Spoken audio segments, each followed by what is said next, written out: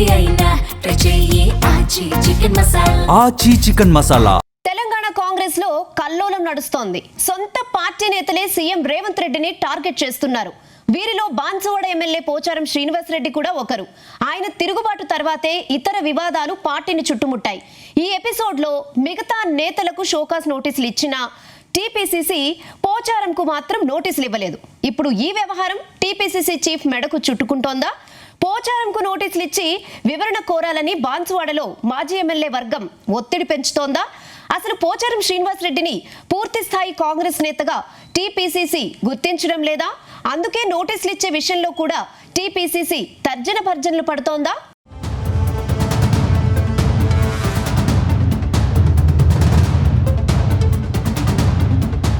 ప్రభుత్వ వ్యవసాయ సలహాదారు ఎమ్మెల్యే పోచారం శ్రీనివాసరెడ్డి తీరుపై కాంగ్రెస్ పార్టీలో తీవ్ర దుమారం రేగుతుంది.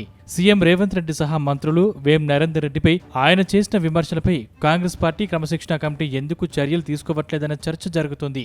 కనీసం నోటీస్ కూడా ఇవ్వకుండా ఎందుకు పక్షపాత ధోరణిగా వ్యవహరిస్తుందన్న ప్రశ్నలు సర్వత్రా వినిపిస్తున్నాయి. అయితే పార్టీని డ్యామేజ్ చేసే వారిని ఎందుకు సస్పెండ్ చేయకుండా ఉపేక్షిస్తున్నారని పార్టీ చీఫ్ ను సైతం ముట్టడించి ధర్నాలు చేస్తూ సొంత పార్టీ నేతలే నిరసన గలం వినిపిస్తున్నారు. పార్టీ లైన్ తప్పిన వారు ఎంతటి వారినైనా ఉపేక్షించేది లేదని పీసీసీ చీఫ్ మహేష్ కుమార్ గౌడ్ ప్రకటించారు. కానీ పోచారం మాత్రం తాను కాంగ్రెస్ పార్టీ కండువా కప్పుకోలేదని, కేవలం జాతీయ జెండాను మాత్రమే కప్పుకున్నానని ప్రకటించుకున్నారు. అయితే పార్టీ క్రమశిక్షణ చర్యల నుండి తప్పించుకోవడం కోసమే ఆయన ఈ కామెంట్స్ చేశారా, లేక కారు పార్టీలో చేరేందుకు ఈ ప్రకటన చేశారన్న చర్చ జోరుగా సాగుతుంది.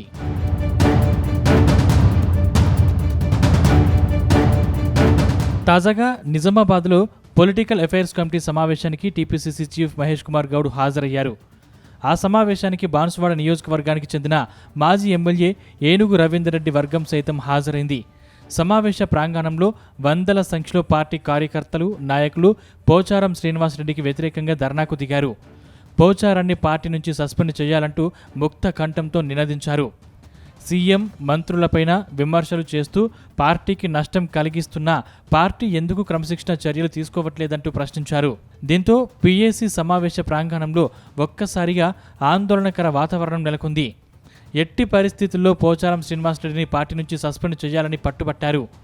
అటు మునుగోడు ఎమ్మెల్యే కోమటిరెడ్డి రాజగోపాల్ రెడ్డి కూడా బుద్ధి లేక పార్టీలో పోచారంను చేర్చుకున్నారని విమర్శలు గుప్పించారు. కానీ పోచారం విషయంలో టీపీసీసీ చీఫ్ సైలెంట్గా ఉన్నారు.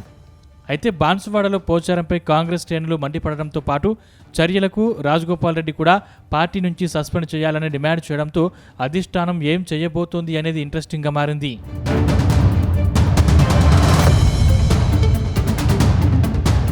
మరోవైపు పోచారం శ్రీనివాసరెడ్డిని పార్టీ నుంచి బయటకు పంపేందుకు మాజీ ఎమ్మెల్యే ఏనుగు రవీందర్ రెడ్డి గట్టి ప్రయత్నాలు చేస్తున్నారని ప్రచారం సాగుతుంది.